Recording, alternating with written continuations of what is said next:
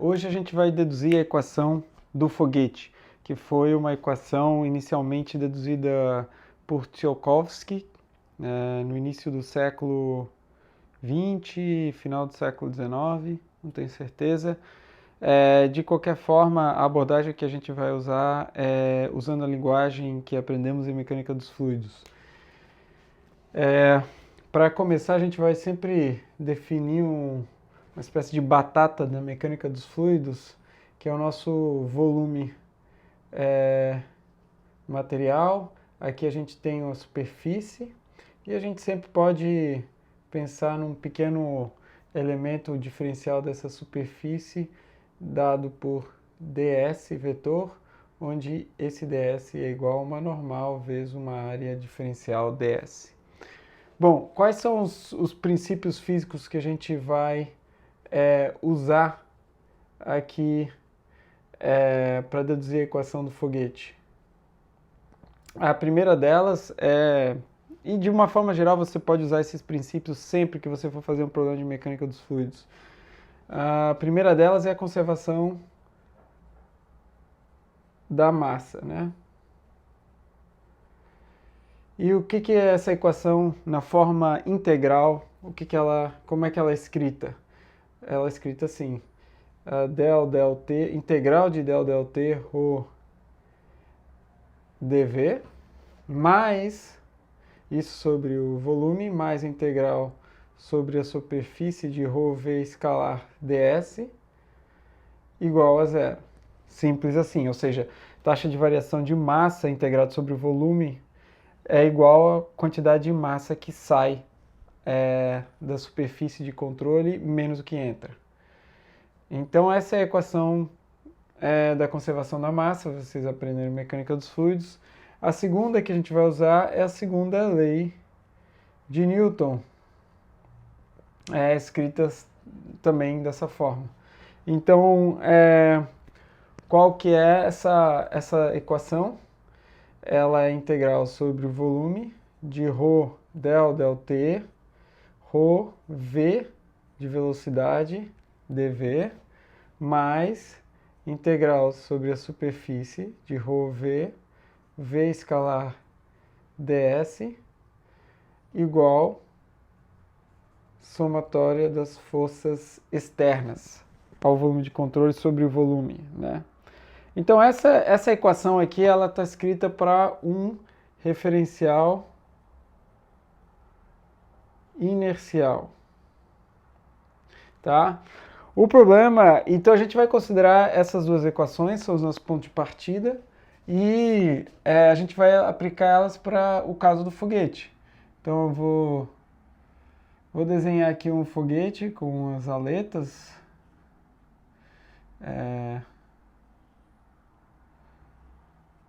Aqui o bocal do foguete. Só que assim, ó, o problema é que o foguete é um referencial não inercial, porque ele vai acelerar, certo? Então a gente vai fazer um certo truque aqui. Primeira coisa, simplificação aqui. Então vamos já colocar algumas hipóteses, tá? Para facilitar a nossa vida. Uma delas é que a ausência da gravidade. A gente vai simplificar a equação e não vai considerar a força gravitacional. Você pode dizer, pô, mas isso aí, dá para fazer isso aí? Olha, a rigor não, mas vamos pensar num foguete no espaço ou imaginar que a força do foguete é tal que a força de empuxo do foguete é tal que ela é muito maior que a força gravitacional, tá? Então, mas claro, quando um problema é mais rigoroso você não faria isso. Também vamos considerar a ausência de forças aerodinâmicas.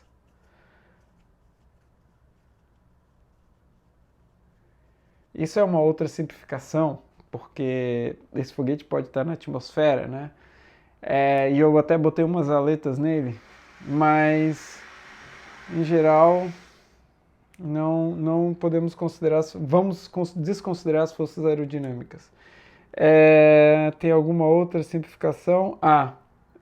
Bom, eu já disse que o referencial é inercial.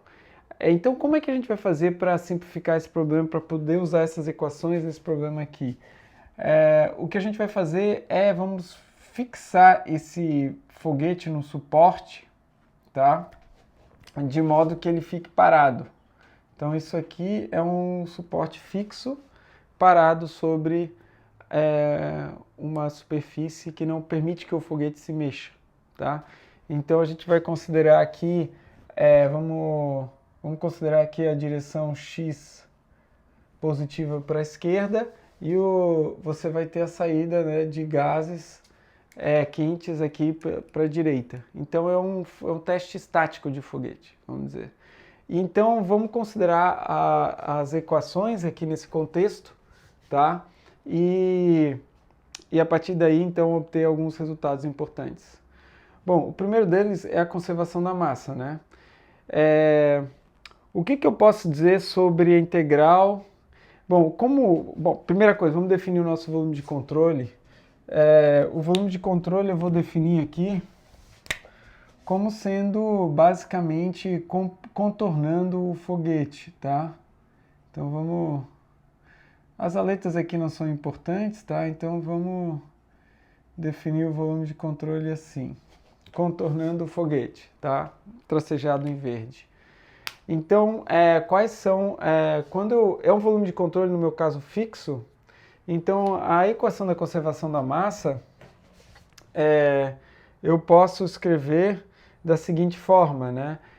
Como o volume é fixo e eu basicamente posso a integral da densidade aqui daquilo que tiver dentro do meu volume de controle é del dt dv. Então é basicamente o que? É a massa do volume de controle.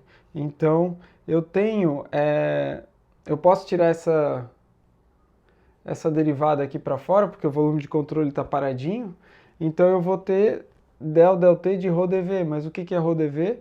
É justamente a massa que eu tenho do meu volume de controle. Então, basicamente, eu tenho del m e del t, onde m é a massa do volume, tá? Isso aqui é mais essa integral sobre a superfície, mas a integral sobre a superfície de ρv escalar ds. O que é isso, né? Isso aí, basicamente, se eu pensar em... Opa, faltou sublinhar aqui o escalar ds. Se eu pensar nisso aqui, isso aqui é basicamente o ρ dos gases, né? Vamos dizer. Esse ρ quando é ρ dos gases, tá? V escalar ds. V é a velocidade de saída. Então aqui eu vou escrever V no plano E, VE, a velocidade de saída dos gases. A gente vai assumir que os gases saem uniforme, tá? Então isso aqui é uma outra hipótese. Saída de gases a velocidade uniforme VE, tá? Então, ρVE área E, tá? É a saída também aqui, vai ser a área E de saída, ok? Isso aqui é igual a zero, tá? E eu vou definir M ponto como sendo ρVE área E. Então, basicamente, essa equação diz para mim que del dm dt é igual a menos m ponto, tá? Esse é um resultado que eu tenho. O segundo resultado, a segunda equação é um pouco mais complicada. A gente tem aqui o quê? Integral sobre o volume de ρv dv. Então esse termo aqui, em princípio, ele poderia parecer um pouco mais complicado e a gente precisa um pouquinho de justificativa para simplificar esse termo. O que vem a ser isso, né? Isso aqui, se eu tirar essa derivada aqui para fora, como o volume é fixo, eu vou ter integral sobre o volume de ρv dv. O que isso na verdade, é a quantidade de movimento, tá? E isso aqui, a quantidade de movimento, a taxa de variação da quantidade de movimento dentro desse volume de controle, tá? E o que a gente vai considerar é que operação, bom, a velocidade VE é constante, a gente vai considerar o regime de operação constante. Ou seja, a configuração aqui na saída da velocidade, do campo do escoamento, não vai variar no tempo. E além disso, quando a gente considera esse termo aqui, você só vai ter contribuição significativa para esse termo por causa da velocidade e quantidade de movimento próximo da saída. Então, a grande parte do volume, esse termo aqui é relativamente desprezível, pode ser negligenciado. Mas o fato dele estar em regime de operação constante, ou seja, essas quantidades não vão variar com o tempo aqui na nossa análise. Então esse termo aqui a gente vai basicamente desprezar, tá? Então a gente vai ficar só com esse termo aqui. E o termo do lado direito. Esse termo aqui, ele só vai ter uma contribuição, que é a saída dos gases aqui, ele vai estar positivo, né? Porque a velocidade e a superfície estão na mesma, a normal, a superfície e a velocidade estão na mesma direção. Então na saída eu tenho VE aqui, o vetor, VE, e eu tenho DS. Então o produto escalar deles é basicamente VE escalar ds vai ser VE ds. E eu vou integrar isso ao longo da superfície saída, que vai dar a área E, certo? Então, vamos lá. Esse termo aqui a gente argumentou que vai ser zero. Então, del t da integral de ρv. E aqui a gente vai escrever a equação na direção x, tá? Então, vou escrever ρvx, tá? dv. E esse termo todo eu vou dizer que é igual a zero. Mas esse termo aqui, o segundo termo só vai ter a contribuição na saída do foguete aqui. Então ele vai ser ρ, e aqui é ρ dos gases, né? O V que eu vou ter é o Vx, né? O Vx naquela saída vai ser o quê? Vai ser VE. E eu tenho V escalar ds, que vai ser integrado sobre a superfície, como tudo é constante, vai ser VE vezes o ds, que é integrado sobre a área. A gente está considerando um escoamento uniforme na saída. Então, isso daqui tudo é igual à somatória das forças externas. E quais são as forças externas que a gente tem? Tá? Então, olhando um diagrama de corpo livre, assim, pensando nesse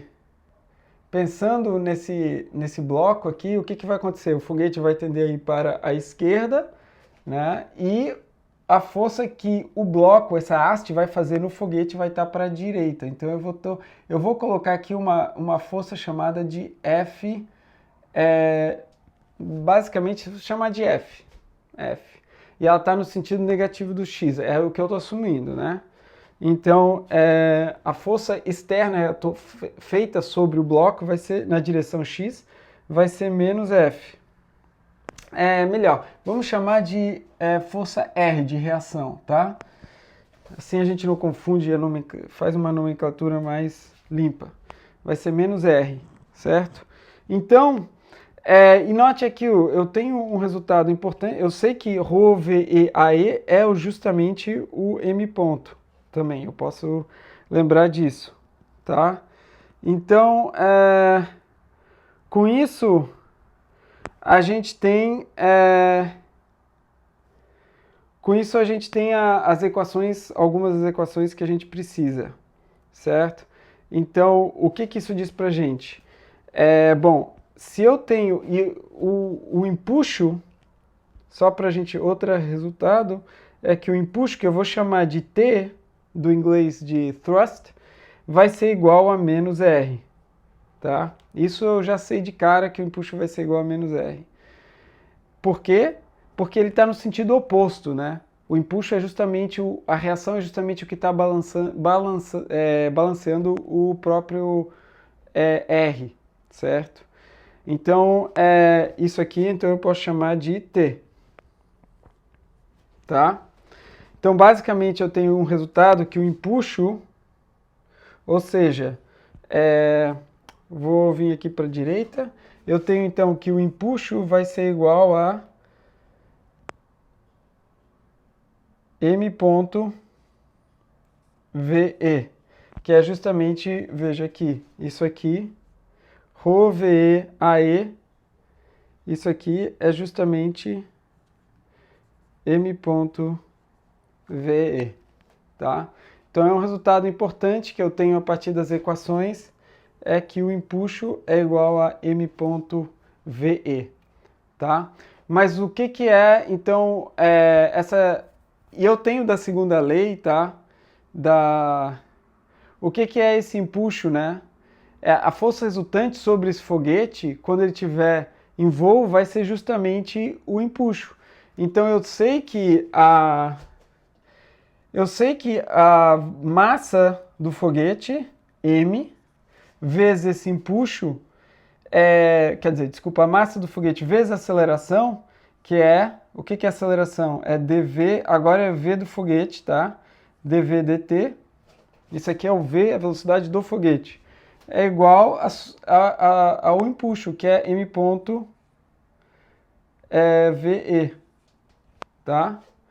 Então, esse resultado eu conheço, tá? Resultado, e o que é o m ponto, né? O m ponto é justamente dm dt, certo? Então, que eu escrevi aqui, ó, dm dt igual a menos m ponto, na verdade. Então, eu vou organizar essa expressão aqui, um pouco diferente, e escrever m dv dt é igual a m ponto que é, na verdade,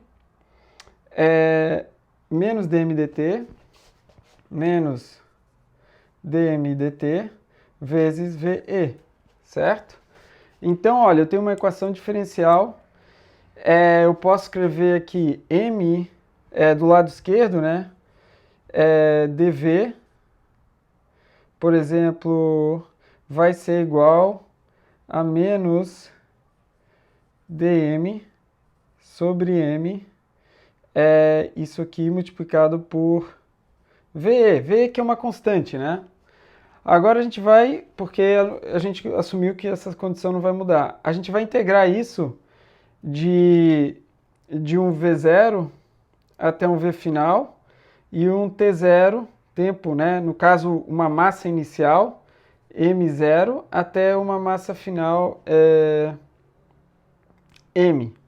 MF, tá? E agora a gente vai integrar essa expressão. A gente vai ter V final menos V0 é igual a integral de dm sobre m, é logaritmo natural, né? Tem um sinal negativo. Então já vou trocar as ordens os limites de integração e tirar esse sinal negativo. Então vai ser logaritmo natural de m0 sobre m final. E isso é multiplicado por VE, tá? Então, a gente chama esse V final menos o V inicial, V0, de ΔV. ΔV vai ser igual, então, a VE ln de M0 sobre M final. Essa é a equação do foguete, a equação de Tsiolkovsky. Isso aqui é conhecido como equação de Tsiolkovsky, se eu não estiver enganado na minha ortografia.